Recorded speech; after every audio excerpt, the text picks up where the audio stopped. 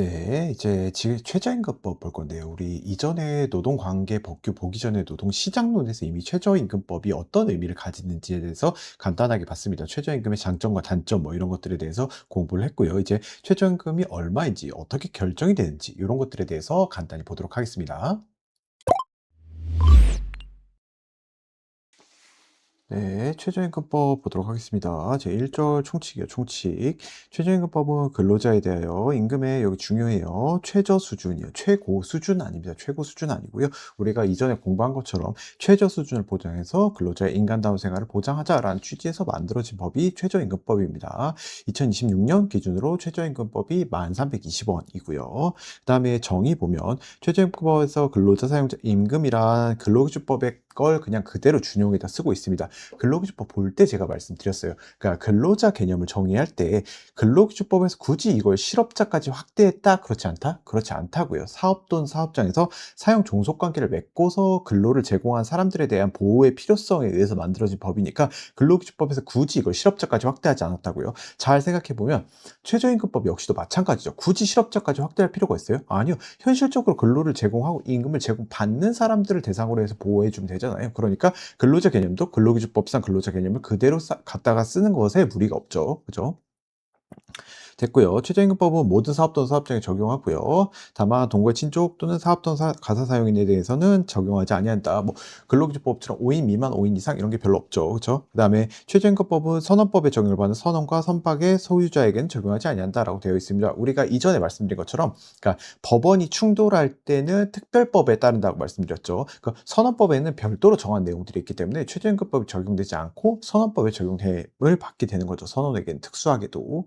됐습니다. 그다음에요. 이제 최저임금이 어떻게 결정되는지 이 결정 시스템에 대해서 공부를 할 건데 우리가 최근에 이제 한 7월 정도 되면 이제 얘기가 나오기 시작하죠. 최저임금에 대해서 뭐 최저임금위원회가 개최가 됐는데 이것에 대해서 뭐 제대로 합의가 이루어지지 않는다, 지연되고 있다 이런 얘기들이 이때쯤 되면 들려온다고요. 왜 그런지는 한번 보면 이해를 할 수 있을 거예요. 최저임금은 근로자 생계비, 유사근로자 임금, 생산성, 소득 분배율 요 네 가지 기억하고요. 생계비, 임금, 노동 생산성, 소득 분배율 요 네 가지 시험에 나오기 좋죠. 그죠?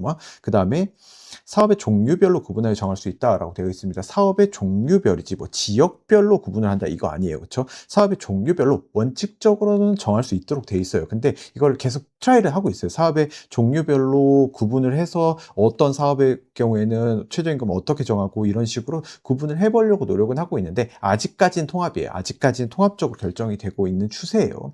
바뀌기가 조금 어렵네요. 그죠? 그 다음에 최저임금액이요. 최저임금액. 최저임금액은 시간, 일, 주, 월을 단위로 정합니다. 시간 단위 얼마, 그 다음에 그걸 주 단위로 환산해서 얼마, 그 다음에 월 단위 얼마 이런 식으로 정하는데 시간, 일, 주, 월이요. 다만 연 단위로 표기되진 않아요. 이거 시험과 관련해서 자주 나오니까요. 연 단위로 표시되진 않는다 정도 기억하시고요. 그다음에 1년 이상의 기간을 정하여 근로계약을 체결하고 수습 중에 있는 근로자로서 수습을 시작한 날부터 동그라미요. 3개월이요. 6개월이라고 나오는 경우가 있는데 6개월 아니에요. 3개월. 3개월 이내인 사람의 경우에는 최저임금액과 다른 금액으로 최저임금 정할 수 있다. 즉 최저임금을 일부 1320원 정해져 있는데 이걸 감액해서 줄 수 있어요. 다만 어떤 조건이 있어야 돼요? 계약 기간이 최소 1년 이상이 돼요. 6개월짜리 계약 체결한 사람 수습이라고 감액할 수 있다 없다? 없다. 그죠? 없고요. 그다음에 3개월 이내인 사람 3개월까지만 감액이 가능한 거죠. 됐고요. 그다음에 임금이 통상적으로 도급제나 그 밖에 이와 비슷한 형태로 정해져 있는 경우 최저임금 적당하지 아니하다고 인정하면 대통령령으로 정하는 바에 따라 최저임금액을 따로 정할 수 있다. 실제로 뭐 임금이 도급의 형태로 진행이 되는 경우에는 그것에 걸맞게 산출할 수 있는 방법이 따로 있어요. 됐고요. 그닥 중요하지 않습니다. 그다음에 최저임금의 효력, 최저임금 어떻게 작용을 하는가? 이 법의 사용자는 최저임금법에 적용을 받는 근로자의 최저임금 이상의 임금을 줘야 되고 이 법에 따른 최저임금 이후로 종전임금을 낮춰서도 안 되죠. 당연히 안 될 거예요. 그다음에 최저임금에 적용을 받는 근로자와 사용자 사이에서 근로계약 중 최저임금에 미치지 못하는 금액을 임금으로 정한 부분은 무효로 하며 무효로 된 부분은 최저임금과 동일하다 이렇게 되어 있죠. 우리 근로기준법에서 봤던 거랑 똑같죠. 근로기준법이 근로자를 보호하는 작동 방식과 똑같다고요. 그렇죠? 최저임금이나 혹은 근로기준법에 미달하는 근로 조건은 그 부분에 한해서 어떻게 된다고요? 무효로 만들고 그 무효로 돼서 없어진 부분에 대해서 어떻게 근로기준법이나 최저임금이 적용하는 방식이에요. 작동 방식 자체가. 됐고요. 한 7월쯤 되면 얘기가 나온다고 말씀을 드렸어요. 최저임금 관련된 얘기가 막 나오기 시작하는데 왜 그런가 한번 보면 왜 그런가? 최저임금의 결정 보면 노동부 장관이요. 중요한데요. 노동부 장관, 그러니까 최저임금이 어쨌든 간에 노동과 관련된 여러 가지 최저임금법이 노동관계 법규 중에 하나죠. 그러니까 뭐 어떤 장관이라든지 이런 것들이 나올 때 뭐 기획재정부 장관이겠어요? 아니면 당연히 노동부 장관이겠어요? 당연히 노동부 장관이에요. 근데 우리 시험에서 어디 뭐 기획재정부 장관의 뭐 승인을 받아야 된다, 결정해야 된다 이런 식으로 시험이 자꾸 나와요. 아니에요, 아니에요. 노동부 장관이에요. 노동부 장관이 결정합니다. 누가 결정한다고요? 노동부 장관이 8월 5일까지 결정하도록 되어 있어요. 이때 노동부 장관이 일방적으로 결정하냐? 그게 아니고 최저임금위원회의 심의를 거쳐도록 되어 있습니다. 심의를 거쳐서 위원회가 심의를 하고 그것에 따라서 최저임금을 결정합니다. 이 최저임금위원회가 개최되고 회의하고 심의하고 이런 과정 속에서 이게 노사정이 같이 이 최저임금위원회에 들어와 있다 보니까 의견이 잘 안 맞는 경우가 많아요. 그렇죠? 당연하죠. 노동자는 이제 노동자를 대표하는 이제 위원들은 당연히 뭐 한 20% 30% 올려달라 이런 식으로 얘기를 할 거고 사용자를 대표하는 위원들은 그렇게까지 못 올려준다라고 얘기를 하고 하니까 이게 결정이 쉽지는 않다고요. 어쨌든 그런 시기에요. 위원회는 고용노동부 장관으로부터 최저임금에 관한 심의 요청, 우리 최저임금 결정해야 되니까 심의해 주세요라고 요청하면 최저임금안을 의결하고 90일 이내에 심의 요청받을 날로부터 90일 이내에 동그라미 90일 이내에 노동부 장관에게 제출해야 된다. 그 다음에 노동부 장관은 위원회가 심의 제출한 최저임금안을 심의해서 갖다 줬어요. 우리 이만큼이에요 라고 이렇게 심의했어요 라고 갖다 줬는데 노동부 장관이 이거는 도저히 받아들이기 어렵다, 결정하기 어렵다라고 한다면 다시 한번 해주세요라고 얘기할 수 있다고요. 다시 한번 해주세요. 최저임금 결정하기 어렵다고 인정되면 20일 이내 그 이유를 밝혀 10일 이상의 기간을 정하여 재심의를 요구할 수 있다. 재심의를 요구할 수 있다. 그 다음에 위원회는 재심의하여 그 결과를 고용노동부 장관에게 제출하여야 한다라고 되어 있네요. 됐고. 그다음에 고용노동부 장관은 위원회가 재심의해서 제적위원 과반수 출석과 출석인 3분의 2 이상의 찬성으로 당초의 최저임금안을 재의결할 때는 최저임금을 결정해야 된다. 그러니까 노동부 장관이 처음에 의결해서 갖다 줬는데 이거 받아들이기 좀 어려운데요. 다시 해주세요라고 해서 다시 갔음에도 불구하고 제적위원 3분의 2 이상이 찬성해서 당초의 최저임금이 타당해 보입니다라고 하는 경우에 의결하는 경우에 노동부 장관은 그대로 결정해야 된다고요. 됐고요. 최저임금의 고시와 효력 발생에 고용노동부 장관은 최저임금 결정할 때 동그라미와 지체 없이 이게 시험에 나옵니다. 뭐 10일 이내 이런 거 아니에요.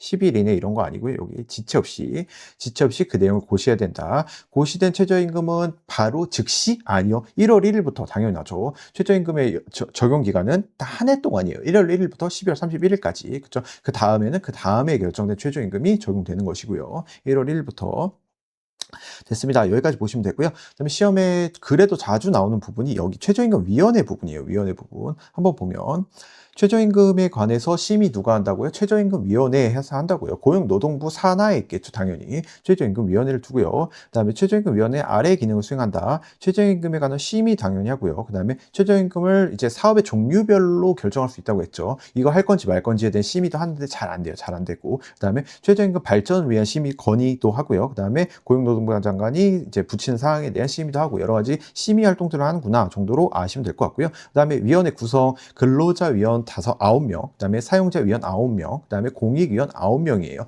6명 아니에요. 6명 아니에요. 다 9명씩이에요. 9명 체크하시고요. 됐고요. 그다음에 최저임금위원회에 2명의 상임위원을 준다라고 되어 있는데 이거 3명이라고 나오는 경우들도 있거든요. 3명 아니에요. 2명. 뭐랑 헷갈리냐면요. 요 밑에 최저임금위원회에 2명의 상임위원을 두며, 그 다음에 이제 상임위원회 한 명은 뭐 사용자위원, 한 명은 뭐 근로자위원이 된다. 이런 식으로 시험에 나오기도 하거든요. 아니에요. 여기 보시면 상임위원은 둘 다 공익위원이에요. 공익위원.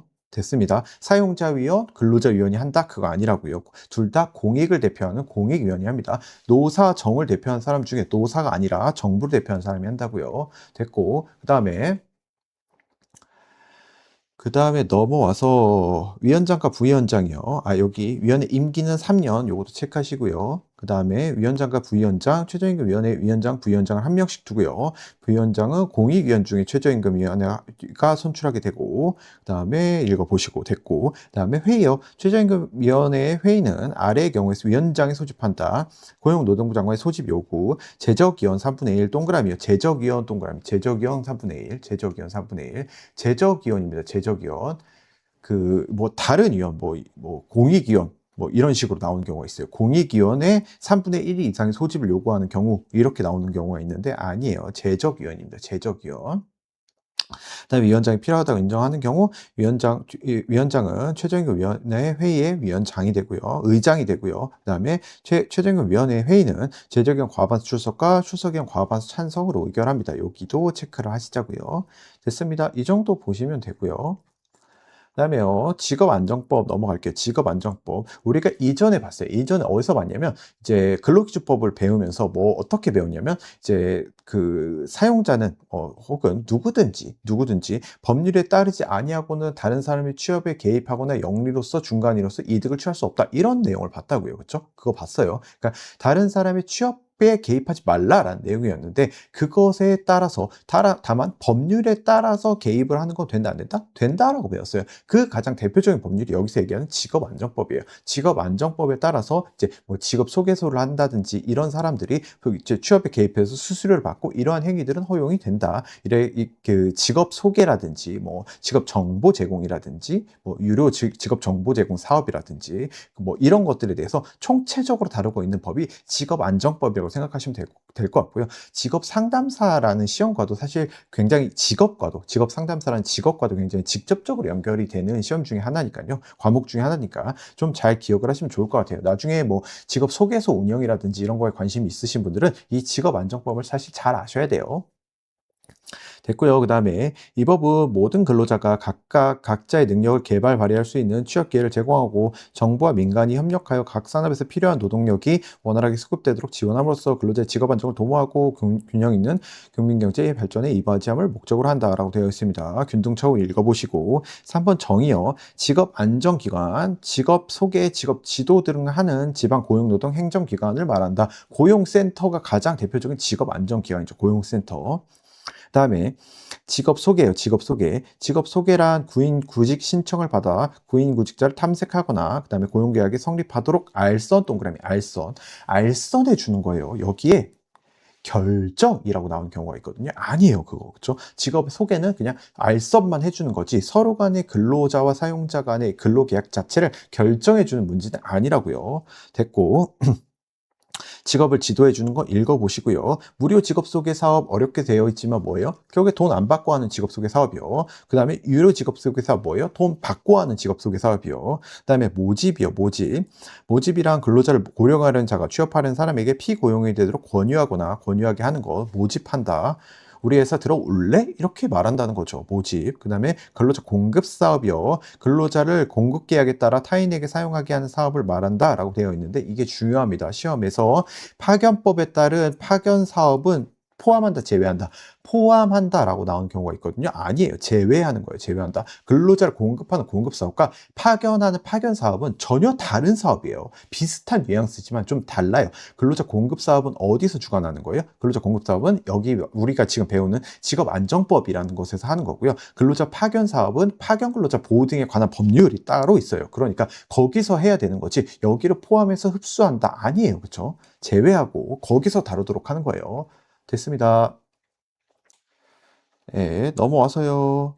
직업 정보 제공 사업이요. 직업 정보 제공 사업. 우리가 아는 거예요. 뭐 사람이 이런 것들이 다 직업에 대한 정보를 제공해 주는 사업들이죠. 과거에는 뭐 신문이라든지 벼룩시장 같은 거 이런 걸 통해서 하기도 했고 어쨌든 간에 직업에 관한 정보를 제공해 주는 여러 가지 제반 사업 우리가에게 아주 친숙한 것들이죠. 그다음에 고용 서비스란 1년에 제공하는 서비스들이에요.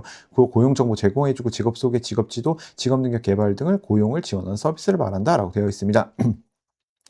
그다음에요. 지방자치단체 국내 직업 소개 업무 등 지방자치단체는 필요한 경우 구인자 구직자에 대한 국내 직업 소개, 직업 지도, 직업 정보 제공 업무를 할 수 있다라고 되어 있습니다. 실제로 지방자치단체에서 이런 것들 많이 하죠. 뭐 구내 어쩌고저쩌고 뭐 이런 식으로 해서 뭐 여러 가지 활동들을 하는데 시험과 관련해서 중요한 건요. 국내 직업 소개는 있어요. 국내 직업 소개 사업은 있는데 국외는 없어요. 그렇죠? 국외 없다 체크해 두셔야 돼요. 됐고요. 그다음에 고용 서비스 우수 기간 가끔씩요, 어디 뭐 우리가 아는 우리에게 친숙한 직업 정보 제공 사이트들이나 이런 데들 들어가 보면 고용 서비스 우수 기관으로 인증을 받았다 이런 뭐 워딩 같은 거로 나오는 경우가 있거든요. 그게 바로 이 고용 서비스 우수 기관 인증이에요. 그냥 이름만 보면 알겠죠. 고용 서비스를 여러 가지 고용 서비스들이 있죠. 뭐 직업 정보 제공도 해주고 직업 소개도 해주고 직업 지도도 해주고 이런 것들이 고용 서비스인데, 이런 고용 서비스를 우수한 평가를 통해서 인정받은 기관들에 대해서 내려주는 일종의 인증 제도 같은 거겠죠.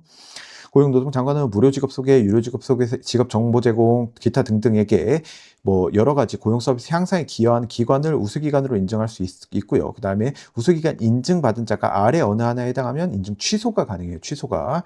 거짓이나 부작, 그 밖에 부정한 방법 당연하죠. 그 다음에 정당한 사유 없이 동그라미요. 1년이에요. 1년. 6개월 아닙니다. 6개월 아니고요. 1년. 그다음에 우수기관 인증하고, 그다음에 폐업한 경우 당연하고, 우수기관 인증은 3년이고요. 3년. 그다음에 유효기간 만료 30일 아니에요. 60일 전까지 재인증 신청하면 됩니다. 우수기관 인증 받으려면. 됐고요. 넘어와서요. 이번에는 직업안정기관의 이 직업 소개, 직업 지도, 그러니까 고용센터가 하는 직업 소개라든지 직업 지도에 관한 내용이에요. 사실 여기는 크게 중요하지 않아요. 뒤에 민간 사업들이 훨씬 더 중요해요. 보면 직업안정기관의 장이 하는 직업 소개, 직업 지도요. 첫 번째, 구인구직 신청. 직업안정기관의 장은 구인 신청의 수리를 거부해서는 안 된다. 당연하죠. 내가 우리 사람 좀 구해주세요. 나 직업 좀 구해주세요라고 직업안정기관의 장에게 신청했는데 싫어. 이렇게 얘기할 수 없다는 거죠. 그렇죠? 원칙적으로 거부할 수 없습니다. 다만 아래 어느 하나에 해당하는 경우엔 그러하지 아니하다. 구인 신청의 내용이 법령에 위반했다. 그다음에 근로조건에 비하여 현저하게 부적당하다. 구인 조건을 밝히길 거부한다. 그다음에 체불사업주의다. 이런 경우에는 사실은 뭐 거부할 수 있죠. 다만 이제 예외적으로 뭐 이런 경우들, 혹은 관할을 달리하는 곳에 직업안정기관에 이 구인 신청서를 제출했다. 이런 경우에 거부 사유가 돼야 안 돼요? 안 되는 거죠. 안 되는 거예요. 거부 사유는 뭐다? 요것들이에요. 요것들. 거부 사유는 이것들이고요. 직업안정기관 장은 구직 신청의 수리도 거부해서는 안 되고요. 다만 내용이 법령을 위반하는 경우에 그러지 아니하다. 됐고, 그다음에 양가로 2번 근로조건의 명시요. 구인자가 직업안정기관 장에게 구인 신청을 할게, 우리 사람 좀 구해주세요라고 할 때는 근로조건, 취업할 업무 이런 것들을 구체적으로 밝혀야 되죠. 그렇죠? 직업안정기관 장은 이를 구직자에게 알려줘야 되고, 돈 얼마 받는지, 업무 내용이 어떻게 되는지, 근무 장소가 어디인지 이런 것들에 대해서 당연히 구인자에게 상세한 내용을 받아서 구직자에게 제공해야 제대로 된 정보를 제공해 줄 수 있겠죠. 됐습니다. 양가로 3번. 직업 소개 원칙. 직업안정기관 장은 구직자에게 능력에 알맞는 직업을 소개하고 구인자에게는 적합한 구직자를 소개해야 된다라고 되어 있습니다. 당연한 내용이고요. 그 다음에 통근 가능 내에서 직업을 소개하도록 해야 된다. 다만 그럴 수 없을 때는 광범위한 지역에 걸쳐 직업 소개를 할 수 있다. 뭐다? 광범위한 지역에 걸쳐 직업 소개를 하는 게 원칙이에요? 아니면 일단은 통근 가능, 근거리 내에서 해주는 게 원칙이에요? 근거리 내에서 해주는 게 원칙이에요. 마치 이제 광범위한 지역에 걸쳐 직업 소개를 하는 게 원칙인 것처럼 시험 문제 나오는 경우가 있는데 그거 아니에요. 됐고요. 그 다음에 구인자 또는 구직자 어느 한쪽의 이익에 치우치지 않도록 해야 된다. 가끔씩 시험 문제 이제 구직자에게 높은 임금을 줄 수 있는 직업을 소개해 주어야 한다. 그게 이거 직업 소개 원칙인 것처럼 문제가 나오는데 맞아요, 틀려요? 그런 거 없어요. 그렇죠? 그런 내용 없어요. 그냥 어느 한쪽의 이익에 치우치지 않도록 균형 있게 해주는 게 원칙이라는 거죠. 그 다음에 읽어보시고요. 그 다음에 양가로 4번. 직업 소개의 절차. 직업안정기관 장은 아래 절차에 따라 직업 소개를 해야 된다. 뭐 읽어보세요. 읽어보시면 돼요. 뭐 당연한 내용인데요. 일단은 내용 확인하고 그다음에 내용 이상이 있는지 없는지를 확인해 봐야겠죠. 내용에 혹시 뭐 법령을 위반한 사실이 있는지, 아니면 뭐 너무 불편한 사항들이 있는지, 법을 위반한 사항들이 있는지 여부를 확인하고, 그다음에 이상이 없으면 어때요? 수리한 다음에 이제 구인자 구직자를 상담하고, 그다음에 본격적으로 적당한 구인자 구직자를 찾아서 알선해 주고요. 알선한 다음에 실제로 취업되는지 여부를 확인하는 절차를 거친다. 전혀 이제 이상한 게 없죠. 그렇죠? 쭉 보시면 돼요. 굳이 암기하지 않아도 이 정도는 아실 수 있을 거라고 생각해요. 됐습니다. 그 다음에 직업안정기관 장이 하는 직업지도요. 직업안정기관 장은 아래 어느 하나에 해당한 사람에게 직업지도를 해야 된다. 보면 새로 취업하는 사람, 신체 또는 정신의 장애가 있는 사람, 그 밖에 취업을 위하여 특별한 지도가 필요한 사람, 시험 문제 나오기 좋죠. 그렇죠? 직업 지도를 해야 하는 사람이 아닌 것은 이런 식으로 해서 다른 걸 하나 껴넣는 문제가 나올 수 있어요. 그러니까 현실적으로 취업이 정말 어려워 보이는 사람들에게 별도의 직업 지도를 통해서 취업 가능성을 좀 제고해 주는 걸 직업 지도라고 하는 거죠. 그런데 이제 새로 취업하는 사람, 신체 또는 정신의 장애가 있는 사람, 여기를 꼬는 이 신체 또는 정신의 장애가 있는 사람, 요걸 꼬는 문제가 나와요. 신체 또는 정신입니다. 됐어요. 3번 고용정보의 수집 제공, 그냥 이런 게 있구나 정도 하고 넘어가면 될 것 같아요. 됐습니다. 여기까지만 보고요. 잠깐 쉬었다가 직업안정기간 장애하는 것부터 보도록 할게요. 잠깐만 쉬실게요.